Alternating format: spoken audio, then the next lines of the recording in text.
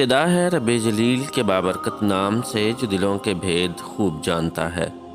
دیکھتی آنکھوں سنتے کانوں صابری میاں کا سلام پہنچے۔ ناظرین محترم، 583 ہجری میں سلطان صلاح الدین ایوبی رحمۃ اللہ علیہ نے ہر طرف جہاد میں بھرتی کا اعلان فرما دیا۔ پھر آپ لشکر لے کر تبریہ کی طرف بڑھے اور بزور جنگ اسے فتح کر لیا۔ یہ صورتحال دیکھ کر صلیبیوں نے بھی لڑائی کی تیاری کی اور ہر دور دراز اور قریب کے علاقوں کے صلیبی ان کے لشکر میں شامل ہونے لگے۔ سلطان صلاح الدین ایوبی رحمۃ اللہ علیہ کے لشکر میں 12,000 گھڑ سوار تھے اور پیادہ لشکر اس کے علاوہ تھا۔ صلیبیوں کی تعداد 80,000 کے لگ بھگ تھی۔ کئی دن دونوں لشکر آمنے سامنے رہے، بالآخر جبل حطین لڑائی کا مرکز بنا۔ اس لڑائی میں صلیبیوں کی بدقسمتی عروج پر رہی اور ان کے بڑے بڑے سردار اور حکام پکڑے گئے، جن میں ان کا بادشاہ یروشلم گائی بھی شامل تھا۔ معاد الکاتب کا کہنا ہے کہ اس دن جنگ میں اتنے صلیبی قتل اور گرفتار ہوئے کہ مقتولین کو دیکھنے سے اندازہ ہوتا تھا کہ پوری فوج قتل ہو چکی ہے، جبکہ قیدیوں کے ڈھیر دیکھ کر اندازہ ہوتا تھا کہ پوری فوج زندہ گرفتار کر لی گئی ہے۔ ایک مسلمان سپاہی 30 صلیبیوں کو خیمہ کی ایک رسی میں باندھ کر ہنکاتا پھر رہا تھا۔ اس لڑائی نے صلیبیوں کی قوت کو پارا پارا کر دیا۔ ان کی بڑی مقدس صلیب مسلمانوں کے ہاتھ آ گئی تھی اور ان کا مشہور جنگجو بادشاہ ریجینالڈ، جس نے ایک بار مسلمانوں کے قافلے کو گرفتار کر لیا تھا اور جب انہیں قتل کرنے لگا تو ان سے کہا، اب تم محمد کو اپنی مدد کے لیے کیوں نہیں بلاتے ہو؟ وہ معاون بھی مسلمانوں کی قید میں تھا۔ سلطان صلاح الدین ایوبی رحمۃ اللہ علیہ نے اسے کہا کہ اب محمد صلی اللہ علیہ وآلہ وسلم کی طرف سے مدد آ چکی ہے، پھر اسے قتل کر دیا۔ قتل سے پہلے اس کے سامنے اسلام پیش کرنے کی بھی ایک روایت ہے۔ اس جنگ میں حاصل ہونے والے قیدی دمشق کے بازاروں میں ایک ایک جوتے کے بدلے فروخت ہوئے۔ جب قاضی ابن ابی اسرون دمشق میں داخل ہوئے تو عیسائیوں کی بڑی صلیب ان کے سامنے سرنگوں پڑی ہوئی تھی۔ سلطان صلاح الدین ایوبی رحمۃ اللہ علیہ نے اپنے یلغار کو جاری رکھا اور آپ کے بھائی کے لشکر نے ناصریہ، کیساریہ، اسکا، صفوریہ، شقیف، فلا، تبنین، سیدا، بیروت، سور اور اسقلان کے علاقے فتح کیے۔ رملہ وغیرہ کے مضافاتی علاقے فتح کرنے کے بعد سلطان نے اپنی اصل منزل مقصود بیت المقدس کا رخ کیا۔ فلسطین کے وہ تمام علاقے جن پر سلطان نے قبضہ کر لیا تھا، وہاں کے صلیبی اور اسقلان کے شکست خوردہ لشکروں نے بھی بیت المقدس میں پناہ لے لی تھی۔ 60,000 صلیبی جنگجو بیت المقدس پر اپنے قبضے کو برقرار رکھنے کے لیے جمع تھے۔ مسلمانوں نے پورے عزم اور ولولے کے ساتھ صلیبیوں پر حملہ کر دیا اور بالآخر صلیبیوں نے امان مانگی۔ سلطان نے ان کی درخواست قبول کر لی اور یہ قرار پایا کہ بیت المقدس کے تمام مسیحی فی مرد 10 دینار، فی عورت 5 دینار اور فی بچہ 2 دینار فدیہ ادا کرے۔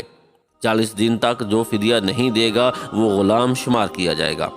اس قرارداد کے بعد جمعہ 27 رجب 583 ہجری بمطابق ستمبر 1187 عیسوی صلیبیوں نے بیت المقدس مسلمانوں کے حوالے کر دیا اور 91 سال سے جاری ظلم و بربریت کا وہ دور ختم ہو گیا جس نے پوری امت مسلمہ کے سر شرم سے جھکا رکھے تھے۔ اللہ کا یہ پاک گھر پھر اپنے حقیقی پاسبانوں کے پاس آ گیا اور مسجد اقصیٰ نے سکون کا سانس لیا۔ جب سلطان ایوبی مسجد اقصیٰ میں داخل ہوئے تو اس کے ایک حصے میں خنزیر بندھے ہوئے تھے اور اس کے غربی حصے میں فوج کے لیے بیت الخلاء تھے اور محراب کو بند کر دیا گیا تھا۔ مسلمانوں نے فوراً اس کی پاکی اور صفائی کا اہتمام کیا اور مسجد میں قیمتی قالین بچھا دیے گئے اور خوبصورت اور قیمتی قندیلوں سے اسے منور کیا گیا۔ شعبان کے پہلے جمعے میں 91 سال بعد مسجد اقصیٰ سے دوبارہ اذان گونجی اور اس کے منبر سے خطبہ دیا گیا اور سلطان نے اظہار تشکر کے لیے گنبد صخرہ میں نماز ادا فرمائی، کیونکہ حضرت عمر فاروق رضی اللہ تعالیٰ عنہ کے بعد اللہ تعالیٰ نے انہیں بیت المقدس کی فتح کا اعزاز بخشا تھا۔ صلیبیوں نے گنبد صخرہ میں جو تبدیلیاں کر دی تھیں وہ ختم کر دی گئیں اور سلطان تقی الدین نے خود مسجد اقصیٰ میں حاضری دی اور گلاب کے پانی سے اسے غسل دیا اور اپنے ہاتھوں سے جھاڑو دینے کی سعادت حاصل کی اور ہر طرف خوشبوئیں بکھیر دی۔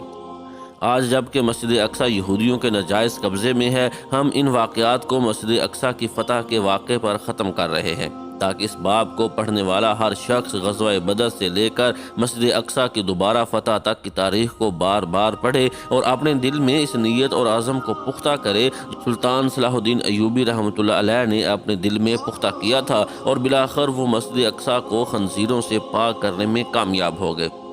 بات صرف عزم کی ہے، بات صرف سچی نیت کی ہے، پھر یہ عزم اور نیت انسان کو گھر نہیں بیٹھنے دیتے اور منزل پر پہنچے بغیر چین نہیں کرنے دیتے۔ سلطان صلاح الدین ایوبی رحمۃ اللہ علیہ بھی ہماری طرح ایک انسان تھے، لیکن ان کے دل میں یہ بے چینی تھی کہ مسجد اقصی کافروں کے قبضے میں کیوں ہے۔ ان کے دل میں یہ خلش تھی کہ اگر ہم اپنے مقدس مقامات کی حفاظت بھی نہیں کر سکتے تو پھر زندہ رہنے کا کیا فائدہ ہے۔ اس زمانے میں بھی مسلمان انتشار کا شکار تھے، اس زمانے میں بھی مسلمانوں کی بڑی تعداد جہاد سے غافل ہو کر عیش پرستی میں پڑ چکی تھی، اس زمانے میں بھی سفید چہرے والا کالا یورپ اسلام کو مٹانے کے لیے اور اس کے سینے میں صلیب کھونپنے کے لیے متحد ہو چکا تھا،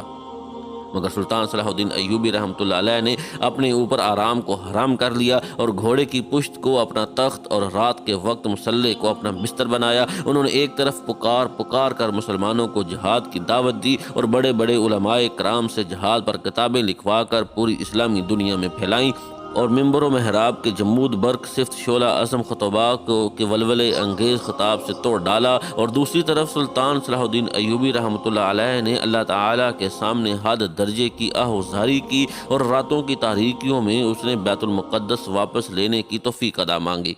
چنانچہ مسلمان بھی متحد ہو گئے اور آسمان سے مدد کے دروازے بھی کھل گئے، اور لاکھوں نفوس پر مشتمل صلیبیوں کے آہنی لشکر جو خود کو ناقابل تسخیر سمجھتے تھے، سلطان صلاح الدین ایوبی رحمۃ اللہ علیہ کے سامنے مکڑی کے جالے ثابت ہوئے۔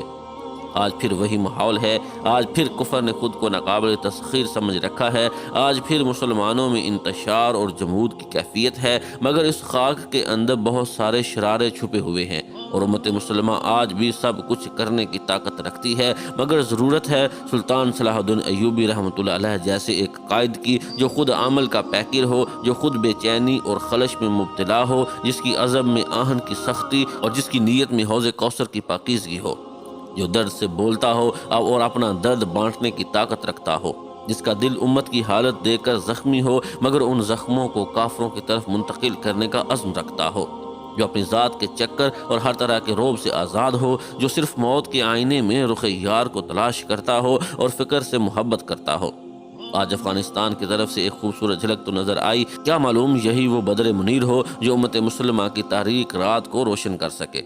لیکن اچھا قائد اچھے لوگوں کو ہی ملتا ہے، اور ماہر کسان اچھی زمین ہی سے فصل نکال سکتا ہے۔ آج ہر مسلمان کو جہاد کے لیے تیار ہونا ہوگا، آج ہر مسلمان کو اپنی ذات کے خول سے نکلنا ہوگا، آج ہر مسلمان کو اپنے اندر آہنی عزم اور سچی نیت پیدا کرنا ہوگی،